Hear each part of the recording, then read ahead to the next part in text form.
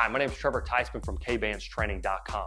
Anytime that we work out at home, it's important that we utilize everything around us. Bodyweight exercises are a great way for us to maximize range of motion, flexibility, and strength. By supplementing resistance training with resistance bands, we can literally work out anywhere and maximize our results.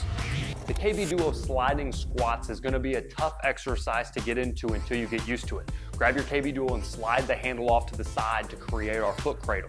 Now you're going to place your foot in right across your shoelaces, not towards the toes, not up towards the ankle. We want to be in a nice athletic stance and have control of our body. Next, we're going to hop out from the mount, leaving the KB Duo either going straight down or slightly out when we begin the exercise. We want the straps to lengthen out our body and allow that leg to slide back. If we're too far under the suspension trainer, then when we slide our leg back, we're gonna get an angle that's not as easy for us to maintain that low leg position.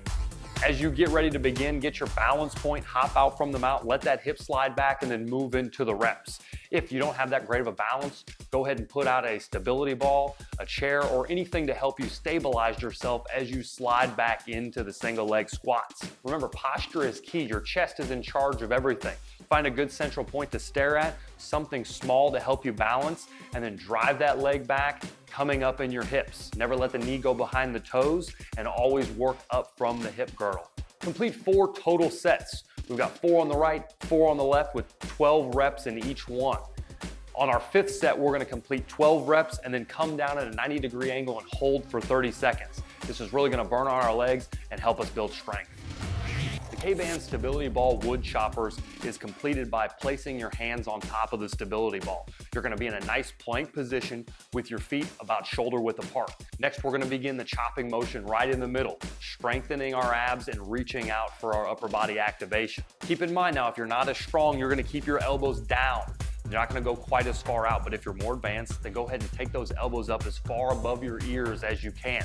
This is going to give us good activation, but the key here is to focus on our hips. If you can't keep your hips rolled underneath with a nice flat back, all you're doing is putting more pressure on your lower back. So make sure you have your hips tilted, and as you rock your hands out, you can keep that squeeze as far as you can reach.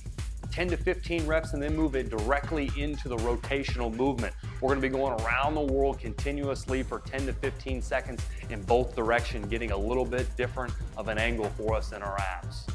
Your abs will recover quickly, so take a short break of about 30 seconds and jump right back in. We've got 5 sets of the chops and around the worlds before moving on. To begin the Kbands stability ball reverse rollers, we're going to begin with the stability ball underneath our hip flexors. Next, we're going to walk out to either our thighs, shins, or shoelaces. Depending on your level of athleticism, this will be where you begin. Now, make sure that your hands are in a good stationary position and you've got your balance, eliminating any side-to-side movements. Next, we're going to let those hands slide out above our head, similar to an ab roller, activating our abs all the way down and then coming back into the push-up position. The key to activating the proper muscles is hip activation. We have to rock our hips under to get the abs in the proper positioning.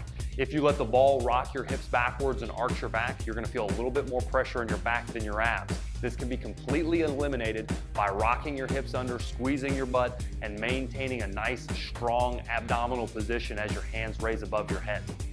Time under tension is key to getting results with this exercise. If you can hold for an entire 30-second set, then that's what we're going for. But if you need to come out of the tension and then move back into it, continue to do that for the entire 30 seconds for 5 total sets.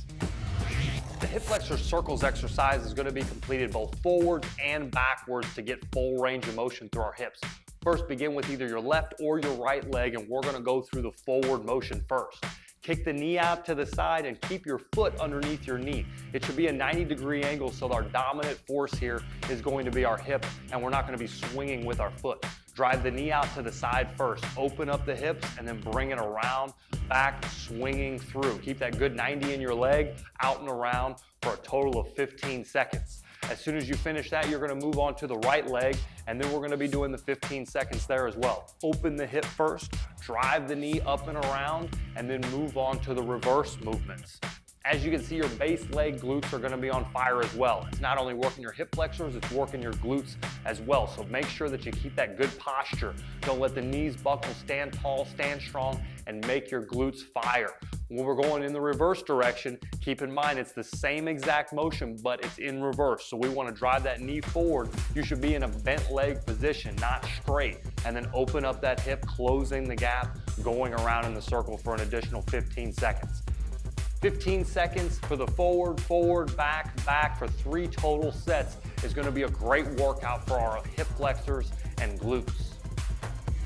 The KB Duo row extensions is a combo move using a powerful row position into a tricep extension.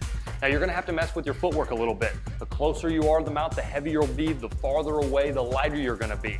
So the first thing that we need to do is get down in a great row position, throw your body weight up explosively. As you reach the top, you're gonna come down in that tricep extension and squeeze your hands. You may notice that you need to move a little bit forward because as soon as you lock your arms out, it's gonna throw your body weight forward. So take that little half step and then work there from the row. You're gonna go right down into that row, explode up, and then move into that tricep extension.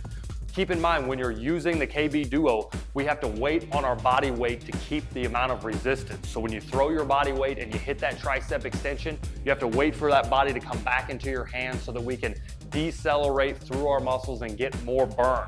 If you just throw your body weight up and let your body drop, we don't keep that activation. So we want to accelerate up, get a nice sticking point for our tricep, and then drop back down into it. Continuous reps for about 30 to 40 seconds. It's gonna be a great heart rate booster, and it's also gonna build power in our back and keeping great balance as we do powerful movements.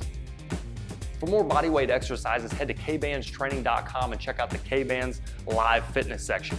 We've got all sorts of streaming videos that you can utilize wherever you decide to train.